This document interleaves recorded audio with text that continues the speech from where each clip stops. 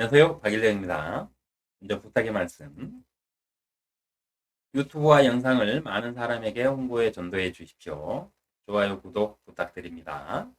성경 66권을 모두 영상으로 제작할 수 있도록 구독, 회원 가입 후에 자발적인 후원을 부탁드리도록 하겠습니다. 여러분의 많은 후원이 절실히 필요합니다. 아, 오늘은 구약에 기록된 영이라는 표현에 대해서 살펴볼까 합니다. 제가 항상 주장하는 거지만 사람에게는 영이 없어요. 혼만 있습니다. 왜? 하나님이 아담을 살아있는 혼으로 창조하셨지 살아있는 영으로 영혼으로 창조하지 않으셨어요. 그래서 사람은 혼만 있습니다. 근데 구약에 보면 영이 주어지 성령이 주어지기 전인 구약에 보면은 영이라는 표현들이 계속 나와요. 그러면 이 영이라는 표현들을 어떻게 드려야 되느냐? 그냥 지금의 성령의 개념으로 구약의 영을 갖다가 받아들이고 해석해 버리면 절대 성경을 올바로 해석할 수가 없어요. 그래서 구약에서 표현하는 영이라는 뜻이 무엇인지, 구약에서 말하는 영은 어떤 영들이 있는지 그것들을 오늘은 종합적으로 한번 살펴볼까 합니다. 먼저 영과 관련된 사람들 중에 성경에 기록된 마법사들을 살펴보고 그들을 정의를 먼저 내려보겠습니다. 왜냐하면 구약에서 나오는 영이라는 표현은 거의가 다 이들과 연결이 돼 있거든요. 해서 성경에 기록된 마법사들의 정의를 먼저 살펴보도록 할게요.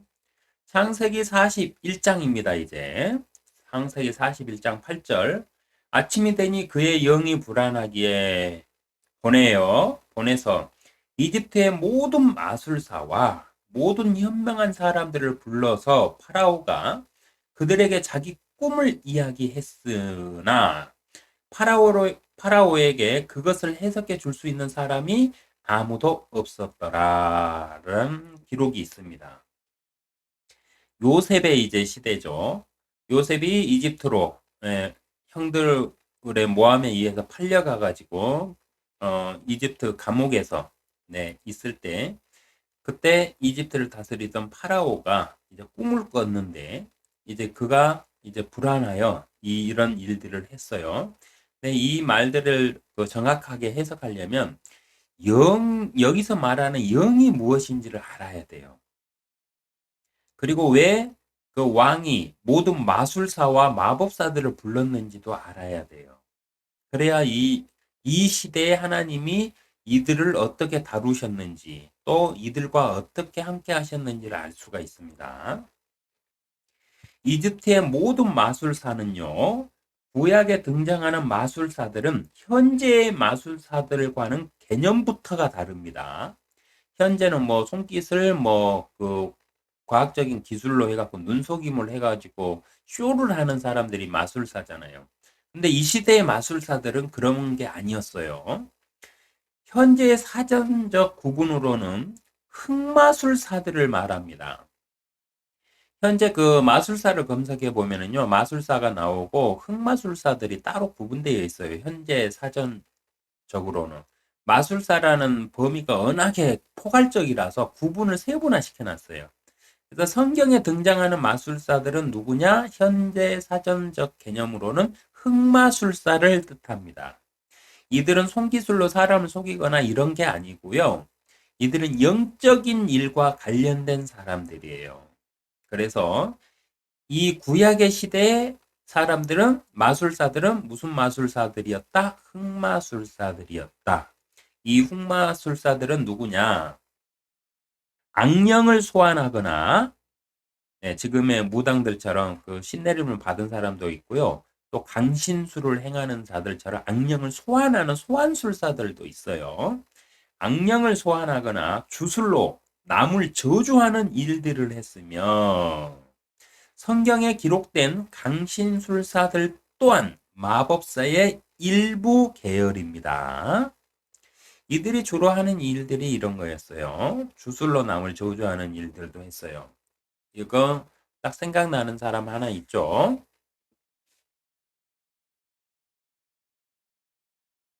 네, 이스라엘을 저주해 달라고 발라함을 불렀잖아요. 네, 이것 때문에 부른 거예요. 이것 때문에. 그래서 이 시대의 마술사들은 뭐냐면 종교 지도자들이 많았어요. 마술사라는 직업이 따로 있었던 게 아니고 종교 지도자들, 영을 부릴 수 알고 신비한 것들을 막 이렇게 행하는 자들이 마술사들이었어요. 그래서 이때 이 시대 마술사들에게는 마술사들 중에는 종교 지도자들이 대부분이었다. 이것도 개념 잡으셔야 됩니다. 신명기 18장 11절 마술사나 부리는 영들에게 묻는 자나 마법사나 강신술사를 너희 가운데서 보이지 않게 할지니라 그랬어요. 이 마술사의 분야가 나누어져요. 마술사가 있어요. 마술사가 있고 영을 부리는 자들이 있고요. 영에게 또 묻는 자들이 있어요. 지금 시대에는 무당들, 묻는 자들이 있고요. 그리고 강신술사, 그 악령들을 불러들이는 강신술사들 또한 있어요. 이렇게 해서 근데 이들은 다 마술사라고 그래요. 그래서 이렇게 세분화됩니다. 마술사나 부리는 영들에게 묻는 자, 현재 무당들이죠. 강신술사 등 이들은 모두 마법사들이며 다루는 마법의 영역에 따라 세분화된 직책과 이름들입니다. 근데 통칭 마법사들이에요. 마술사들이에요. 마법사라고 하는 것보다는 마술사가 맞아요. 악한 술수를 사용하는 자. 네. 그래서 악한 술수, 왜 악하냐? 악령을 사용하기 때문이에요. 파라오에게는 영이 없었습니다. 창세기 41장 8절 아침이 되니 그의 영이 불안하게 보내서 이집트의 모든 마술사와 모든 현명한 사람들을 불러서 라고 돼 있어요. 그럼 마치 파라오에게 영이 있었던 것 같이 읽히잖아요. 아침이 되니 그의 영이 불안하기에 이랬잖아요. 그러니까 파라오에게 영이 있다 이렇게 되잖아요. 그래서 사람들이 그냥 단순하게 사람은 영혼육이다 이래요. 근데 그거 성경 모르는 사람들이 하는 말이에요. 분명히 사람에게는 영이 없는데 왜 파라오는 영이 불안했다고 말했느냐 이런 의문을 가지고 공부를 하셔야지. 그냥 덮어두고 그의 영이 불안하게 해서 맞는 말이잖아. 그에게 영이 있다고 했으니까. 그가 영이 있으니까 불안했지. 그의 영이 불안했지. 이러고 막 우겨요, 뻑뻑. 그러면서 무슨 뭐 신학자라고 막 어깨에 힘주고 헛소리들 그만들 하세요. 그의 영이 불안하기에는요, 성경을 공부하지 않고 읽으면 파라오에게 영이 있다는 말로 해석할 수 있는 구절이지만 사람이요, 영혼육이라고 해석하는 사람들처럼 전혀 성경적이지 않은 해석입니다. 만약 파라오에게 영이 있었다면, 자, 반박 한번 해볼게요. 만약에 파라오에게 영이 있었다면, 파라오는 신내림을 받은 사람으로 사탄의 영과 결합한 마법을 부리는 왕이어야 합니다. 헌데 파라오는 자신의 마법을 부려 영들에게 묻지 못하고 이집트의 모든 마법사들을 불러들였어요. 마술사들을 불러들였어요. 파라오에게는 영이 없었어요. 그래서 그 영들을 지닌 그 마술사들을 불러들인 거예요. 자기에게 영이 있었다면 자기가 직접 그 영에게 물어보고 자기가 직접 해석하면 되잖아요. 그래서 파라오에게는 영이 없었다는 겁니다. 하여 파라오가 영이 불안하기에란 말은 단순히 해석하면 그 뜻을 알 수 없게 됩니다. 이래서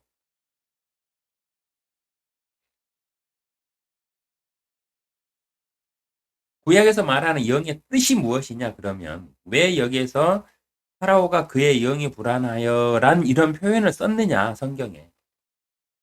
신약에서 예수님께서 성령을 보내심으로 영의 세상이 시작되었습니다. 신약에서부터 예수님 이후부터 영의 세상이 열렸어요, 우리에게. 공식적으로. 그러나 구약에서는 아직 없었어요.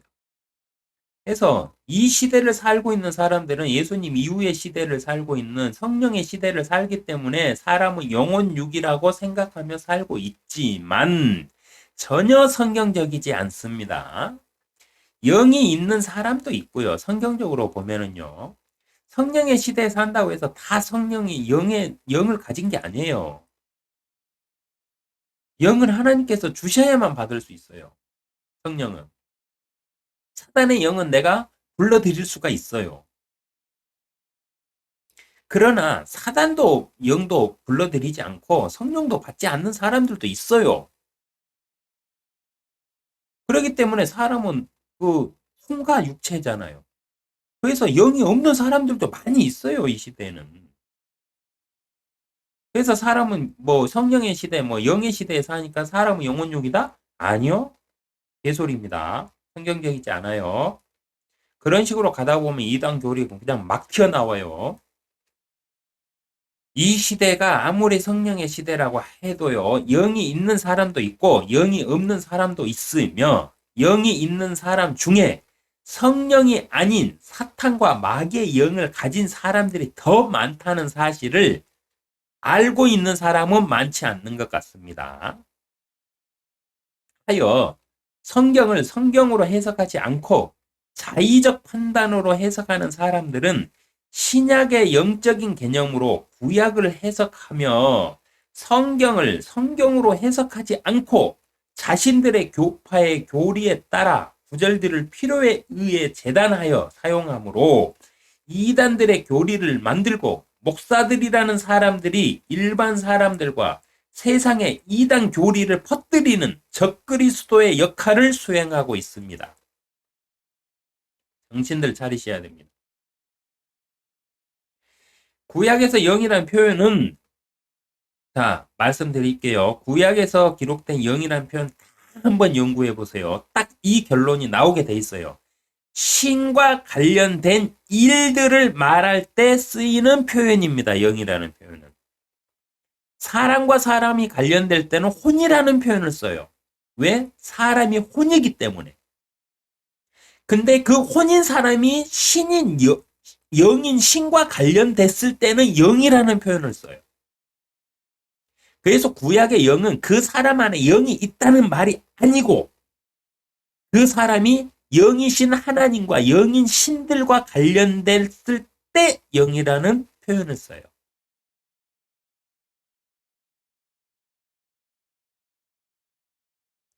파라오에게는 영이 없었습니다. 창세기 41장 8장 아침이 되니 그의 영이 불어나기에 보내서 이집트의 모든 마술사와 모든 현명한 사람들을 불러서 파라오가 그들에게 자기 꿈을 이야기했으나 파라오에게 그것을 해석해 줄 수 있는 사람은 아무도 없었더라. 자, 그러면 구약에서 영이라는 표현은 신과 관련됐을 때 혼이 아니라 영이라는 표현을 쓰고 사람과 사람끼리 관련됐을 때는 혼이라는 표현을 쓴다. 이렇게 딱 정리가 됐죠. 그 시각으로 이래 해석을 해보면 어떻게 되느냐. 그의 영이 불안하기에란 뜻은요. 파라오가 꿈이 인간적인 일이 아니라 인간의 범주에 속한 정도의 꿈이 아니었다는 거예요. 꿈이 아니라 신의 계시처럼 느껴졌다는 뜻입니다. 파라오에게 그 꿈이. 파라오가 꿈이 일반적인 인간의 생각으로 해결할 수 있는 정도가 아니라 신의 계시처럼 자신에게 느껴졌다는 거예요. 그래서 파라오가 그 계시 뜻이 뭔지 이 꿈을 주신 신의 뜻이 뭔지를 몰라서 불안하였다는 뜻이 되는 겁니다. 그의 영이 불안하기에란 뜻은요. 파라오가 꿈이 인간적인 일이 아니라 신의 계시처럼 느껴졌다는 뜻으로 신의 뜻을 몰라 불안하였다는 뜻이 됩니다. 구약에 기록된 영이란 표현은요. 신과 관련된 일들과 신과 관련된 사건들을 말할 때만 사용했어요. 그 외에는 영이라는 표현을 사용하지 않습니다. 혼이라는 표현을 사용했어요. 구약에서. 사람과 사람의 일은 혼이라는 표현을 했고요. 신과 관련됐을 때만 영이라는 표현을 썼어요. 이걸 구분하지 못하면은요, 네, 엉뚱한 해석들을 하게 되는 겁니다. 근데 이 구분도 어떻게 하느냐? 성경 계속 반복해서 읽다 보면은요, 하나님이 깨닫게 해주세요. 이렇게. 이런 거는 이렇게 틀린 거야. 신약의 영하고 구약의 영이라는 표현이 이렇게 틀린 거야 하면 성경을 계속 반복해서 여러 번 이렇게 읽다 보면 몇 년이 지나니까 저절로 알게 돼요. 그래서 제가 뭐 특별히 뭐 어디 뭐 찾아가지고 뭐, 막 그 기도해가지고 뭐 모르는 걸 막 하나님한테 깨닫게 해달라고 막 사정해가지고 깨달은 거 아니에요, 저도. 그냥 성경 계속 읽다 보니까 알게 돼요, 스스로. 그냥 성경의 저자이신 성령께서 다 이렇게 깨닫게 해주세요. 의문춤을 툭툭 던져줘요. 구약에서 말하는 영은 무슨 영이게? 이러면서. 하면서 구약의 영하고 신약의 영이 틀린가? 왜 이런 질문을 하시지? 해갖고 계속 이렇게 읽다 보니까 다 틀려요. 그래서 읽다 보니까 이런 결론이 나왔어요.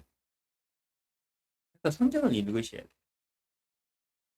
하나님께서 별도로 영을 주셨을 때와 또 구약에는 이런 경우도 있어요. 구약에서 기록된 영이라는 표현은 신과 관련된 일이나 신과 관련된 사건을 말할 때만 영이라는 표현이 나오는데 그 외에 별도로 또 기록된 곳이 있어요. 그때가 언제냐? 하나님께서 별도로 자신의 영을 누군가에게 주셨을 때예요.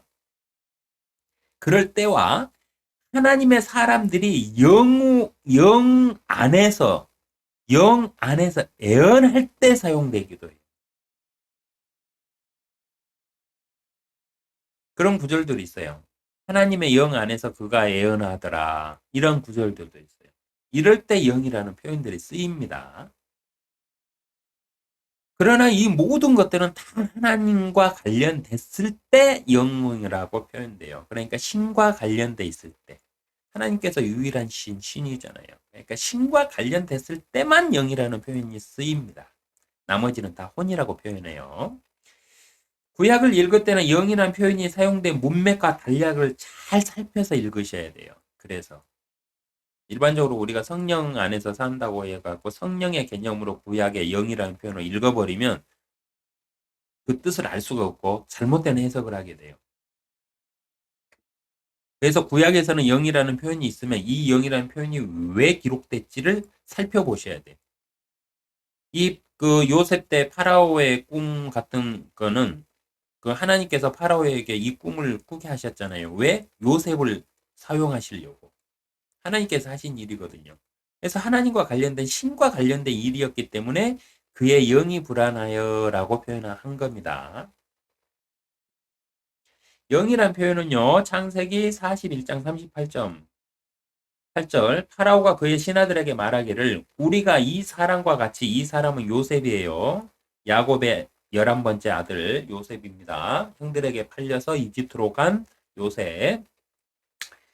우리가 이 사람과 같이 하나님의 영이 그 안에 있는 사람을 발견할 수 있으리요 하며 라는 표현이 있어요. 하나님의 영이 그 안에 있는 사람을 발견할 수 있으리요는 표현은 얼핏 생각해 보면 파라오가 요셉 안에 있는 하나님의 영을 마치 본 것 같이 표현하고 있잖아요. 근데 아니요. 천만에요.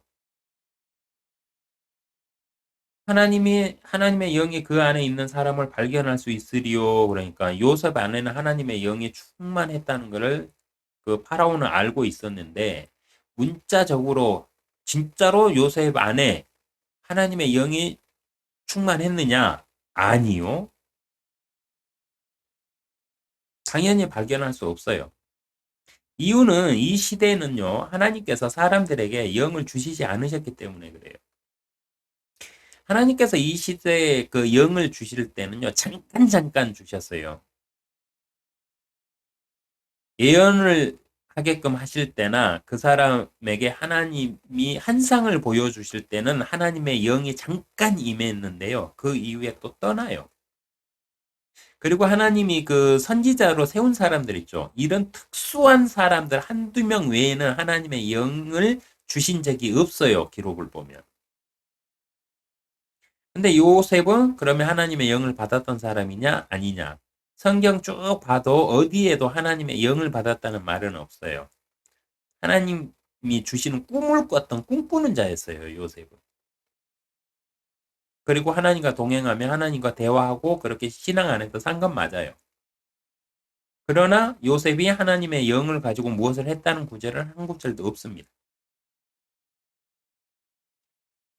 그래서 파라오가 말한 이 표현 또한 그럼 하나님의 영이 그 안에 있는 사람을 발견할 수 있으리요란 이 말을 어떻게 해석해야 됩니까? 그러면 하나님께서 요셉에게 성령을 주셨다라고 해석해야 됩니까?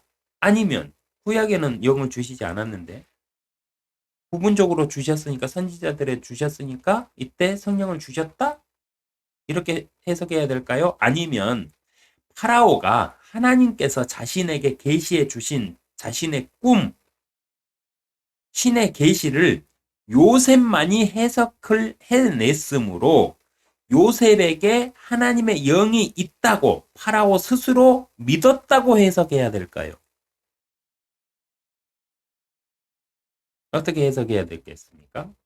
하나님께서 요셉에게 성령을 주셨다, 이 시대에도. 아니다. 파라오가 봤을 때 하나님의 계시를 갖다가 해석해 낸 거는 요셉밖에 없기 때문에 그에게는 하나님의 영이 있을 것이다. 하나님이 함께 하신다. 이런 뜻에서 한 말이다.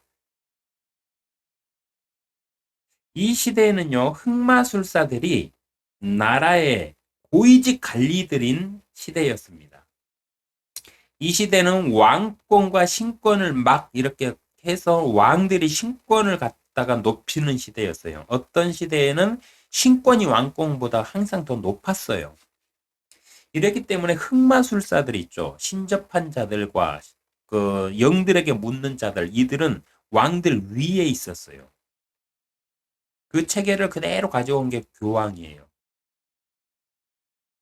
카톨릭의 교황들이 왕들 위에 있었잖아요. 그래서 카톨릭의 교황들이 왕으로 세우지 않으면 그 사람은 왕의 정통성을 확보도 못했던 시대 암흑기들을 우리는 다 살아왔잖아요. 우리 역사가.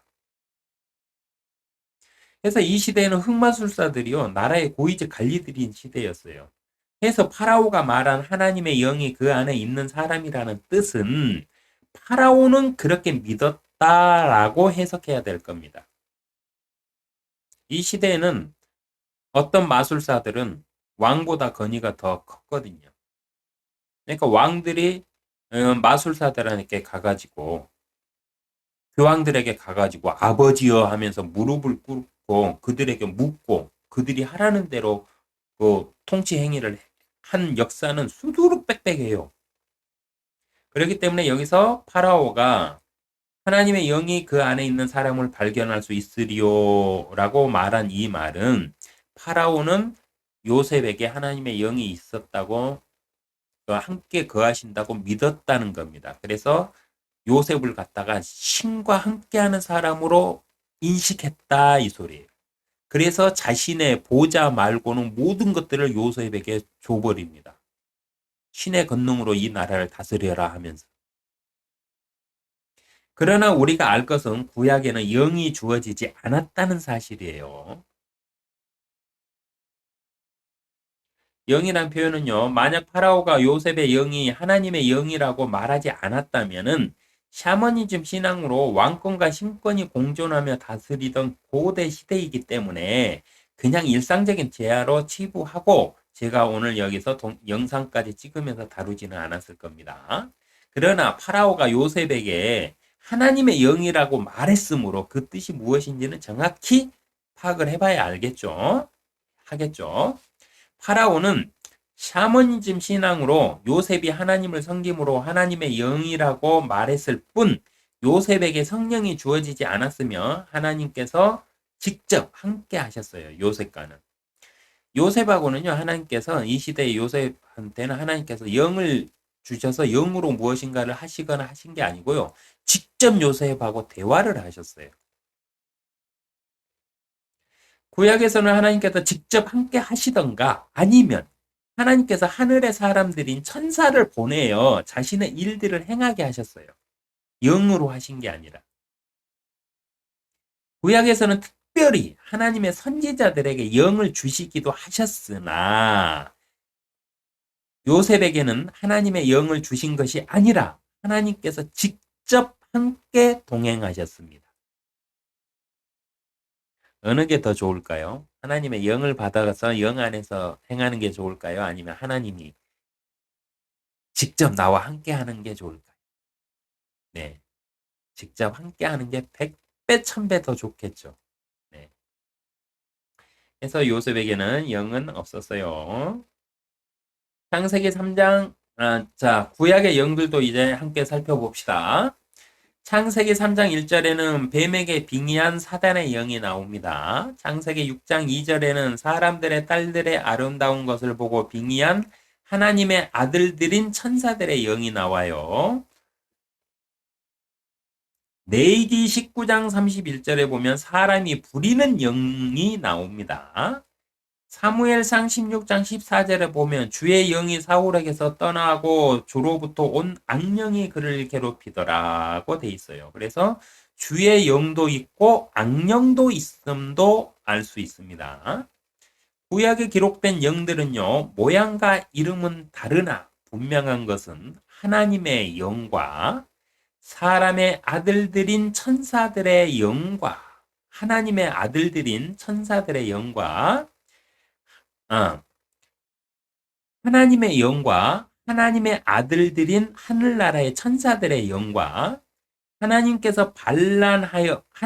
반란하여 쫓겨난 아들들로 그룹들인 마귀들의 영과 하나님의 아들들이었으나 사탄과 함께 반역한 천사들의 영과 하나님께서 사용하시는 악령 또한 존재합니다. 구약의 영이란 표현은요, 출애굽기 6장 9절 모세가 이스라엘 자손에게 그렇게 전하였으나 그들은 영의 고통과 혹독한 노예 생활로 인하여 모세에게 경청하지 아니하더라. 이때는 모세가 하나님의 명령에 따라서 출애굽을 시키기 위해서 이스라엘 백성들을 찾아가 가지고 하나님의 말씀을 전했는데 이들이 그들의 영의 고통과 혹독한 노예 생활로 인하여 모세에게 경청하지 아니하더라고 기록되어 있어요. 그럼 그들의 영의 고통과 이랬으니까 그들에게 영이 있었던 거 아니냐? 천만에요. 아닙니다. 이 표현도 그렇게 해석하시면 안 되고요. 영의 고통이 무엇이냐? 앞서 나열한 영들과는 아무런 관계가 없어요. 여기서 말하는 영이라는 표현은 사단의 영, 마귀의 영, 하나님의 타락한 천사들의 영, 하나님의 영, 악령 이런 것과는 전혀 관련이 없다는 거예요. 영의 고통이라는 말은. 이 말의 뜻은요. 이 시대 파라오가 이스라엘 민족들에게 하나님이 아닌 자신을 신으로 강요했다라고 해석해야 합니다. 영의 고통과라는 말은 이들은 하나님을 섬기는 사람들이었잖아요. 근데 하나님이 아니라 이때는 왕이 신이었으니까 왕을 신으로 받아들여라 하는 그 종교적인 탄압이 있었다 이 뜻입니다. 또는 파라오가 강요하는 우상 신 때문에 정신적인 고통과 혹독한 노예 생활의 고통을 동시에 당했다라고 해석할 수 있어요. 그러니까 이때 영의 고통이 무엇이냐? 파라오가 자신을 신으로 섬겨라 이렇게 고통을 주지 않았다면 파라오가 섬기는 그 신 있을 거 아니에요. 이집트의 신. 그 신을 너희가 섬기고 하나님을 버려라 이 뜻이 돼요. 그래서 어찌 됐든 종교 탄압으로 인해서 영의 고통이 있었고 하나님과 신과 관련된 일로 고통을 당했고 혹독한 노예 생활로 고통을 당해서 모세의 말을 들을 여유조차 없이 그렇게 고통 중에 있었다. 이렇게 해석이 되는 겁니다. 구약에서는 영을 주시겠다는 약속만 있었기 때문에 영이라는 표현은 신과 관련된 일 또는 사건으로 해석해야만 됩니다. 영의 시대는 언제 열리느냐? 요한복음 20장 22절 대부분 설교할 때 성령의 시대를 사도행전에서 그 다락방에서 성령이 임하는 그때로 잡아요. 근데 그것도 틀린 겁니다. 더 빨라요. 요한복음 20장 20절에 이 말씀을 하신 후 그들에게 숨을 내쉬며 말씀하시기를 성령을 받으라 이렇게 예수님이 말씀하셨어요. 예수님이 부활하시고 나서 다락방에서 그 로마 군들에게 잡혀 들어갈까봐 그 로마 군들도 있었지만 그때 유대교로 통치자들에게 잡혀 예수파라고 그래갖고 이단들로 몰렸었으니까 잡혀 들어가면 죽는 거잖아요. 그러니까 숨어서 문 꽁꽁 닫아놓고 이렇게 몰래 모여 있는데 그 중에 예수님이 갑자기 중앙에 떡 나타나가지고 하신 말씀이 성령을 받아라 이랬어요. 성령의 시대는 이때 시작된 겁니다. 하나님께서 성령을 받아라 하고 말씀하신 이때 시작한 거예요. 그 이후에 그들이 예수님께서 내가 떠나는데 너희는 가가지고 모여서 기도하라. 하나님께서 성령을 너희에게 보내주실 때까지 너희는 기도해라. 명령하셨어요. 그러나 그 전에 이미 하나님께서 성령을 받으라고 주셨어요. 창세기 2장 7절에 보면 주 하나님께서 땅에 흙으로 사람을 지으시고 그의 콧구멍에다가 생명의 호흡을 불어넣으시니 사람이 살아있는 혼이 되었더라 라고 기록된 것 같이 요한복음 3장 6절에서는 육신으로 난 것은 육이요 또 성령으로 난 것은 영이니라 라고 아예 그냥 딱 육신과 성령으로 난 것을 구분해 버렸어요. 창세기에서 사람을 창조하셨을 때는 그의 콧구멍에다가 생명의 호흡을 불어 넣으시니 그 사람이 살아있는 혼이 됐어요. 혼. 근데 요한복음 20장 22절에 이 말씀을 하신 후 그들에게 숨을 내쉬며 말씀하시기를 성령을 받아라 하고 그 성령을 받은 그들은 영이 됐어요. 그래서 육신으로 난 것은 그 육이에요. 사람은 육신이잖아요. 육신으로, 아담은 육신으로 난 거잖아요. 그래서 사람은 육신이에요. 근데 하나님께서 성령을 받으라 하시면서 주신 그 성령을 받은 사람은 영이라는 소리예요. 근데 어디에다 주시느냐? 생명의 호흡으로 주신다. 아담에게도 생명의 호흡을 불어넣으신 것처럼 예수님이 성령을 그들에게 자신의 숨으로 불어넣으시잖아요.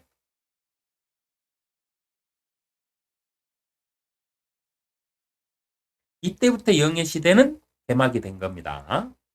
흙으로 사람인 아담을 만드시고 콧구멍에다 생명의 호흡을 불어넣으신 하나님께서 예수 그리스도의 몸으로 이 땅에 오셔서 다시 사람들에게 숨을 내쉬며 호흡으로 성령을 주셨습니다. 하여 요한은 육신으로 난 것은 육이고 성령으로 난 것은 영이라 증거했습니다. 이때부터 구약에서 약속하신 영의 시대가 열린 것입니다.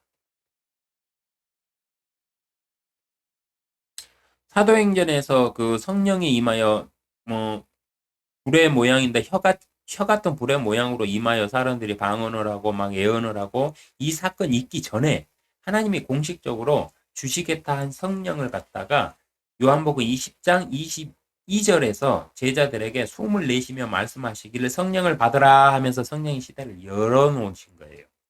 이게 시작입니다. 그리고 이 영이 없으면 하나님과 아무런 관련이 없는 하나님의 사람이 아니게 됩니다. 이때부터 시작됐어요.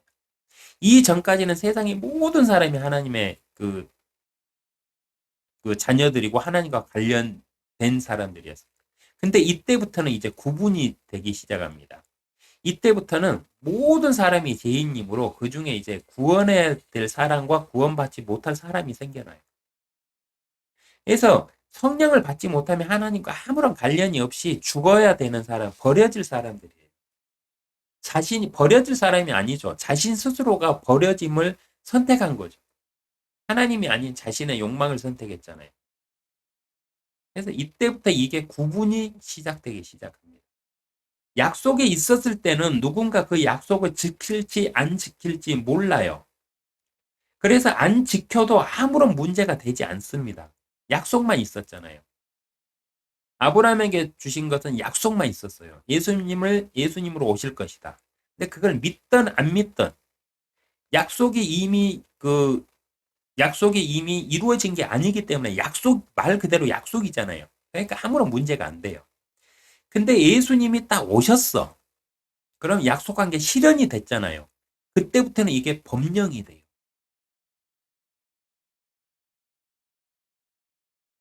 아직 실현되지 않는 약속을 뭐 지켜도 되고 안 지켜도 되는데 거기에 대해서는 법으로 어떻게 심판할 수가 없어요. 그러나 약속이 이미 이루어진 시대에는 그 약속을 이행하느냐 안 하느냐에 따라서 결과가 생겨나고 그 결과에 따라 책망과 보상이 주어지게 됩니다.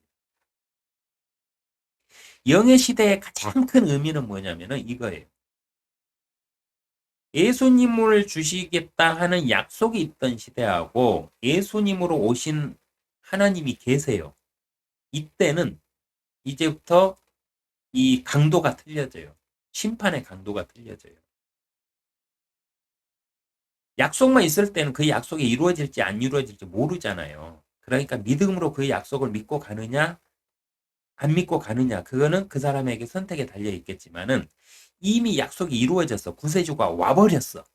근데 온 구세주를 내가 받아들이지 않고 안 믿어. 그러면 그건 이제 돌아보지도 않아요. 지옥행이야. 아니, 그냥 다 불못에 쳐넣어야 돼. 왜? 실현된 약속을 받아들이지 않았잖아요. 구약에서는 믿느냐 마느냐예요. 구약에서는 그 구세주가 오실 것이라는 것을 믿을 것이냐 말 것이냐를 갖다가 선택하는 문제가 있었다면 신약에서는 예수 그리스도가 오고 나서부터는 뭐가 있냐면 믿음과는 상관이 없어요. 지금부터는 무슨 싸움이냐면 그 사실을 있는 그대로 받아들이느냐 받아들이지 않느냐의 싸움이에요.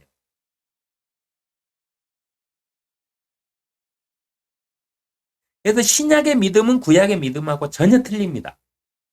구약의 믿음은 오실 것이라는 걸 믿는 믿음이에요. 그래서 덮어놓고 믿는 거예요. 구약에서는.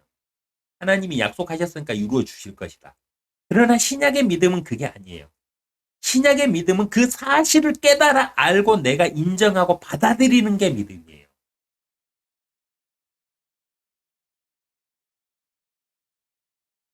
이 믿음의 시대가 언제 열렸느냐? 영의 시대. 예수님께서 성령을 받으라 하시는 그 순간부터 이렇게 법이 바뀌었어요. 그래서 이 시대는 알지도 못하면서 덮어놓고 믿잖아요. 그래서 책망받고 불못에 던져집니다. 마태복음에서 그걸 잘 기록해놨죠. 나에게 주여 주여 하는 자마다 다 구원받는 것이 아니다. 하나님의 뜻을 행하는 자라만 구원을 받는다. 이렇게 예수님이 아예 판결을 해놨어요. 왜 그러느냐? 그러면 교회 다니는 사람 다 구원받느냐? 아니요, 못 받아요. 예수님 말씀대로라면. 주여 주여 하는 자마다 다 구원받는 게 아니라고 그랬잖아요. 그럼 어떻게 해야 되느냐는 거예요.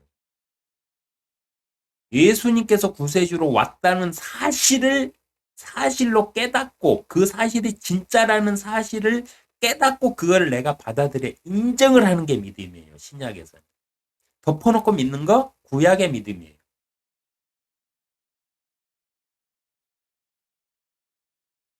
그 결과에 따른 보상과 책망이 다 달라집니다. 약속한 성령이 주어진 이 시대에는요, 성령의 약속을 받아들여 이행하느냐와 이행하지 않느냐에 따라 책망과 보상의 결과에 따른 법적인 판결은 심판이 이루어집니다. 성령의 약속을 받아들여 이행한 사람에게는 영의 세상인 하나님의 나라로, 성령의 약속을 받아들이지 않고 이행하지 않고 아는 사람에게는 하나님께 반란을 일으킨 타락한 영들과 영으로 거듭나서 하나님의 나라에 들어갈 수 없는 혼들인 사람들을 위하여 준비한 영원한 불못으로 책망을 받게 돼요.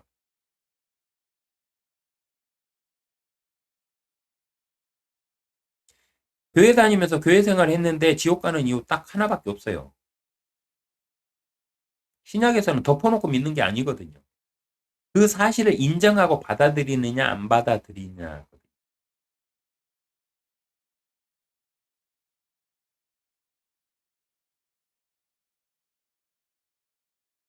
영의 시대는요, 하나님께서 새 영을 주신 이유 때문이에요.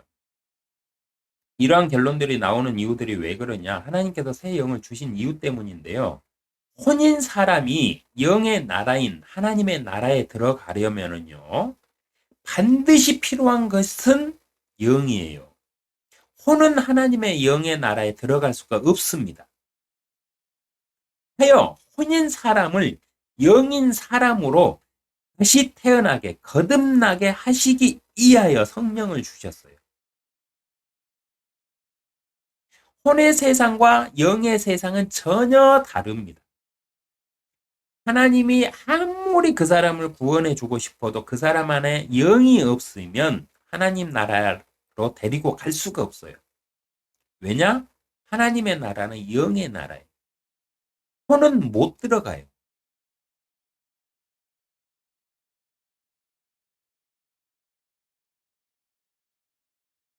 하나님께서는 자신의 아들들과 딸들을 살리시려고 새 영인 성령을 주셨는데요.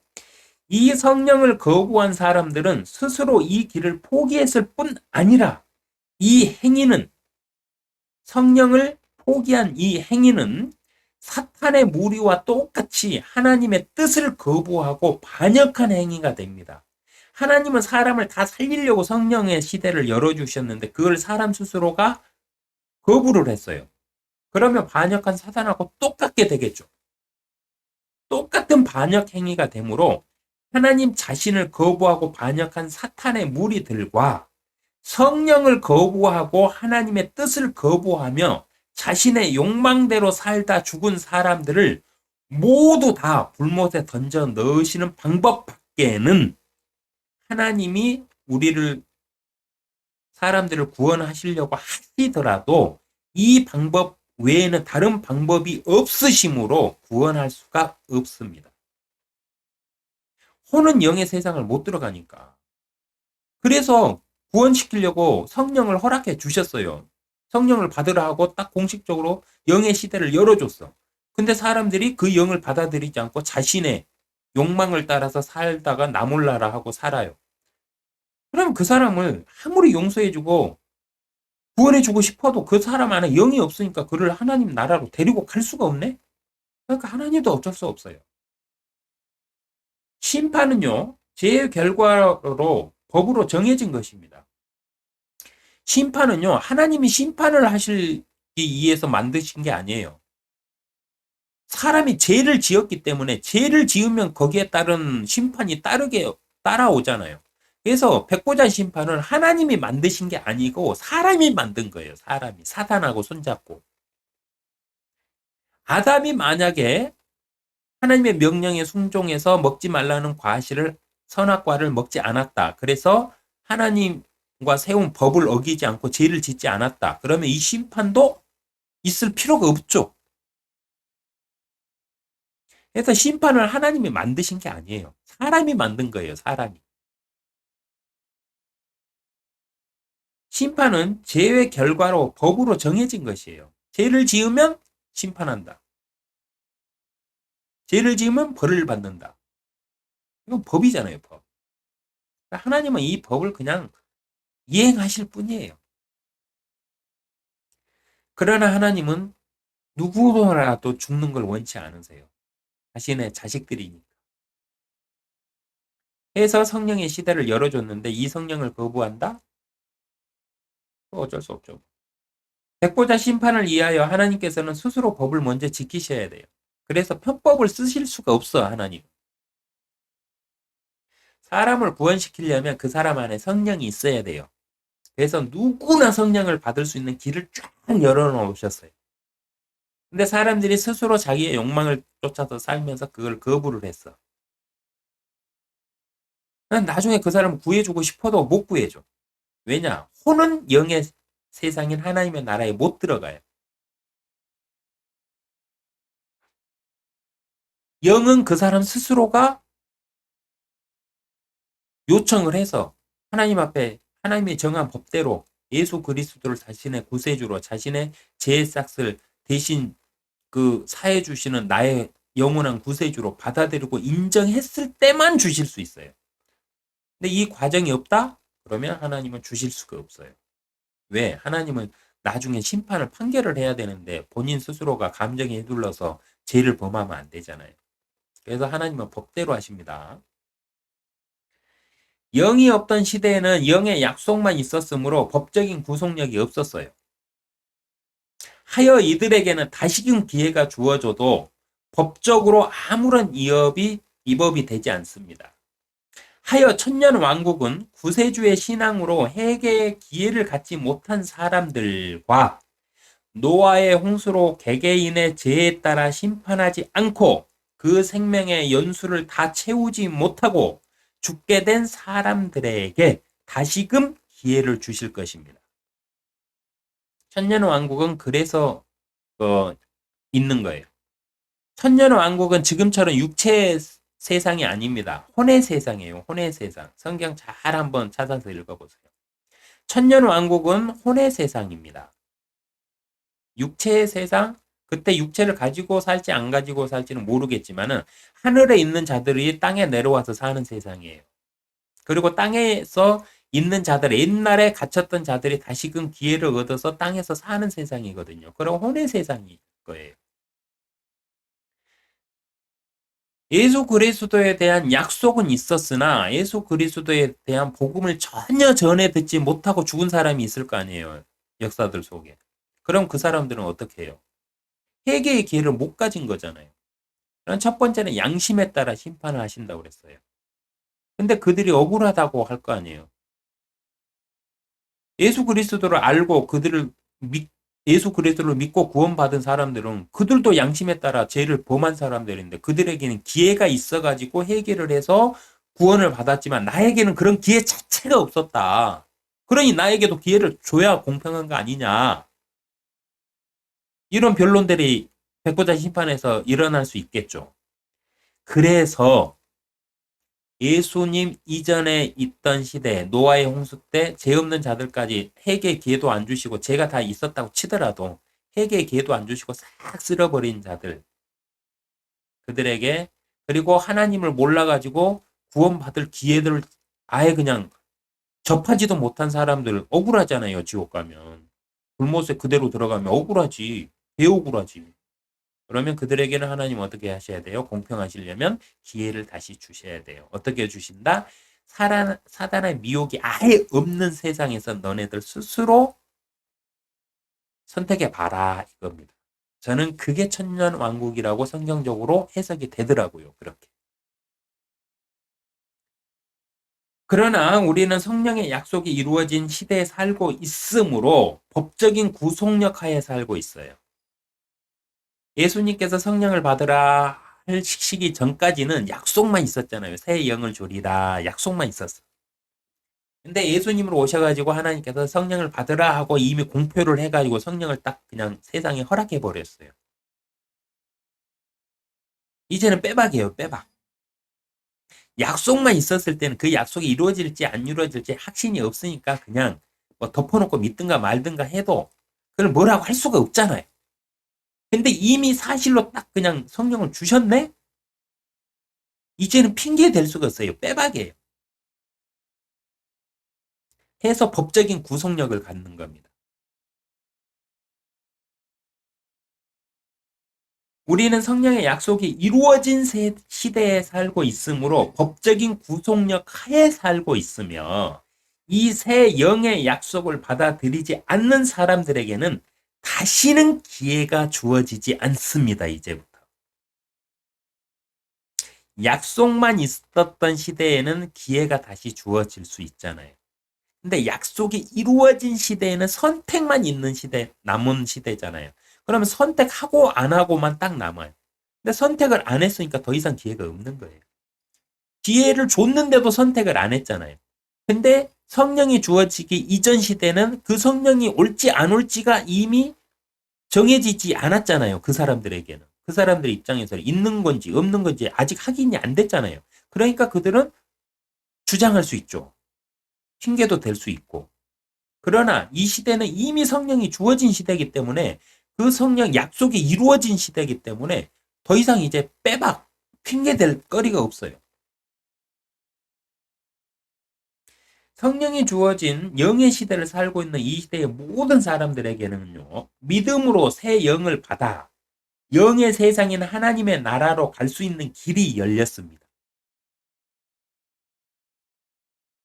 영의 시대인 이 시대는요, 사람들의 눈에는 보이지 않으나, 이 세상은요, 이 세상, 우리가 살고 있는 이 세상에는 옛날에 성령이 주어지기 전에는 마귀들의 영만 있었어요.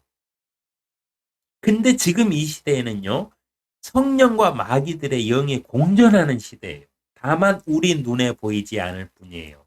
왜? 영은 물질, 우리 세상에 물질이 없는 존재이니까 우리 눈에 안 보여요. 안 보일 뿐이지 분명한 것은 우리와 함께 살고 있습니다. 성령과 마귀의 영들이요, 사람들과 함께 이 세상에 공존한 시대예요. 그래서 지금 이 시대는 영의 시대라고 말하는 겁니다. 사람은 혼과 육으로 창조되었습니다. 영이 없이 창조되었어요. 혼은 영의 세상인 하나님 나라에 들어갈 수가 없습니다. 하여 하나님께서는 자신의 아들들과 딸들을 살리시기 위하여 새 영을 주신 겁니다.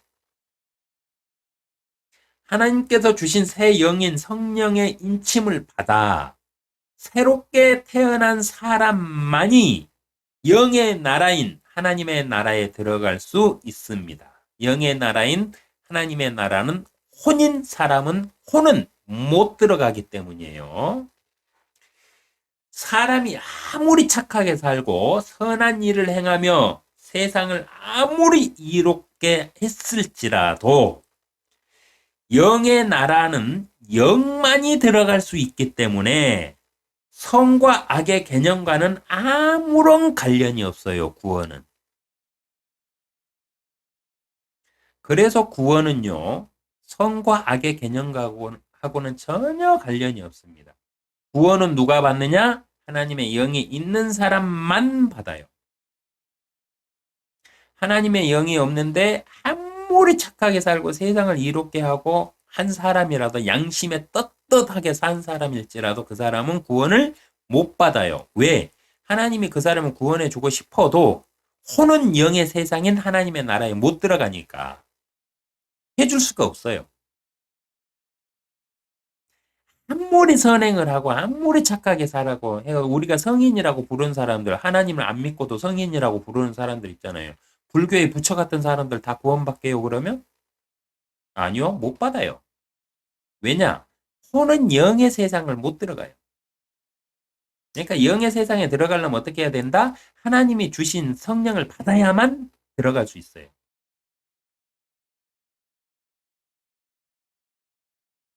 선과 악의 결과는 보상의 기준이 되는 것이지 영의 나라에 들어가는 구원과는 아무런 관련이 없습니다. 영의 시대를 살고 있는 당신에게는 무슨 영이 있습니까? 혹시 혼만 가지고 사시나요? 그러면 좋습니다. 성경을 읽어보시고 성경에 기록된 대로 하나님께 영을 구하세요. 그러면 영원한 하나님의 나라에 갈 수 있습니다. 이미 내가 하나님의 성령을 인침을 받은 사람인가요? 그렇다면요, 내 안에서 한숨 지으면서 나를 위해서 중보하시는 성령님의 음성에 복종하십시오. 그래서 기양 가는 하늘나라면 가가지고 부자로 사세요. 부자로. 쪽팔리게 부끄러운 구원 받지 마시고 부자로 사세요. 그러려면 어떻게 해야 된다? 하나님의 말씀에 따라 성령에 순종하면서 사셔야 돼요. 복은 어떻게 주신다? 복을 주신 근거가 있어야만 하나님도 복을 주실 수 있어요. 하나님이 복 주고 싶다고 막 주시는 거 아니에요. 못 줘요. 하나님은 법을 지키셔야 되거든. 그러니까 복을 받는 방법들을 성경에다 잘 찾아내셔가지고 성령 안에서 그대로 행하면서 사세요. 그러면 하늘나라에 가가지고 10개의 왕국을 다스리는 사람으로 살 수도 있어요.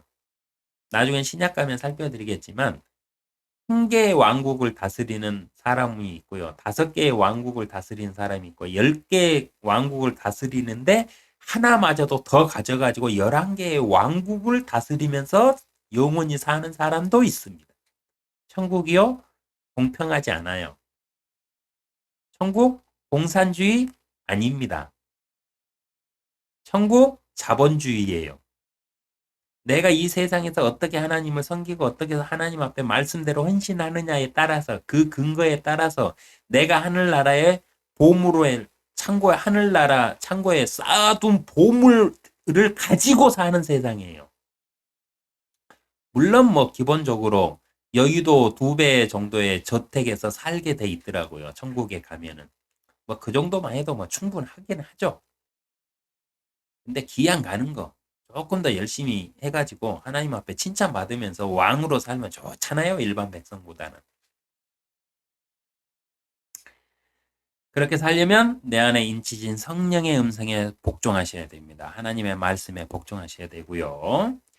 내 안에 만약에 타락한 욕망의 마귀들의 영들이 드글드글한가요? 그것도 걱정하지 마세요. 모든 영들은 그 사람의 복종하게 돼 있습니다. 그래서 내가 지금부터 다른 삶 살 거야. 내가 지금부터는 하나님 안에서 선하게 한번 살아보자. 딱 결정하는 순간 내 안에 있는 마귀들을 그냥 쫓아내버리시면 돼요. 꺼져! 한마디 하시면 돼요. 왜? 그들은 그 사람에게 복종하게 돼 있거든요. 근데 성령도 그 사람에게 복종하게 돼 있어요. 영들은 그 사람에게 복종하게 돼 있으니까. 그러니까 성령을 가지신 분은 성령 아프게 하지 마시고 성령을 하나님의 영으로 하나님으로 생각하시고 그분 앞에서 정말 겸손하게 사시고요. 마귀의 영을 가진 사람들은 걱정하지 마시고 야 꺼져 니네들 내가 그동안은 내 욕망대로 살았는데 이제는 하나님의 말씀대로 살 거야. 꺼져. 나는 지금부터 성령을 내가 하나님으로 모시고 살 거야. 하나님 이제부터 성령으로 나를 주관해 주십시오. 이제부터는 성령만이 오직 나의 영이십니다. 하고 딱 서원하시면 돼요.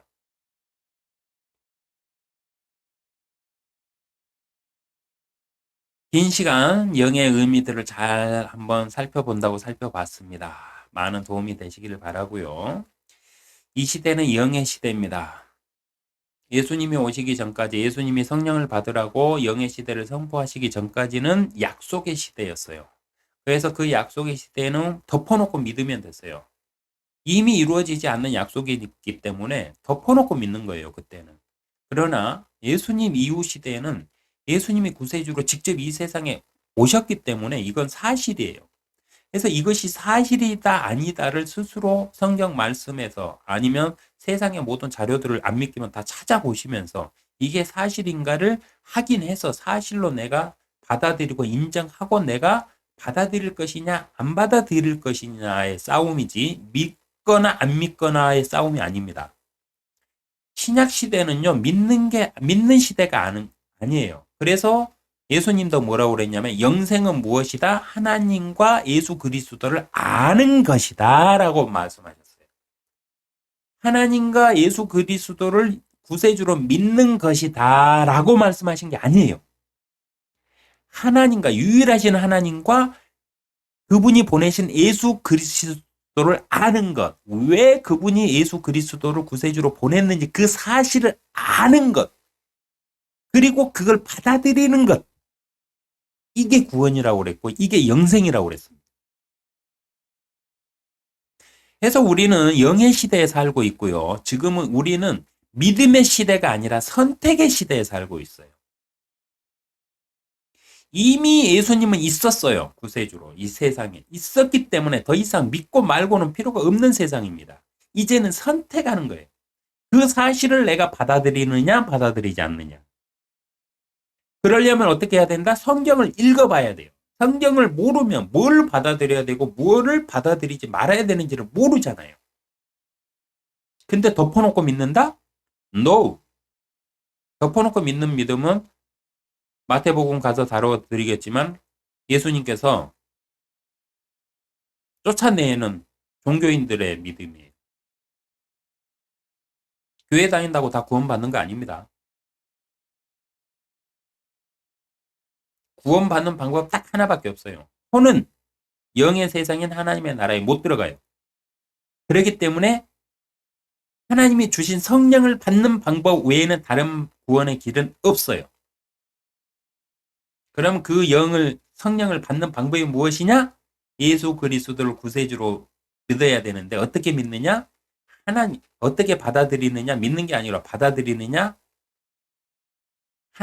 유일하신 하나님을 알고 왜 하나님이 예수 그리스도를 이 땅의 구세주로 예수 그리스도로 오셔야만 했는지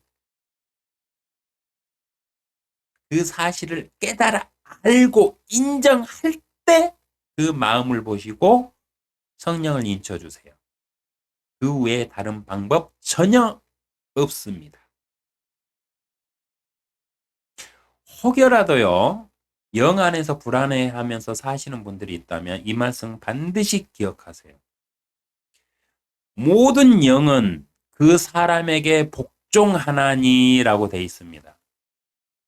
당신이 영한테 두려움을 느낄 게 아니라 영이 당신한테 두려움을 느껴요. 그게 정상입니다. 내가 영적인 존재, 귀신이라든가 이런 것들 때문에 공포에 사로잡혀 있다, 그들을 무서워하고 있다, 뒷목이 막 쭈삣쭈삣하고 내가 두려워한다?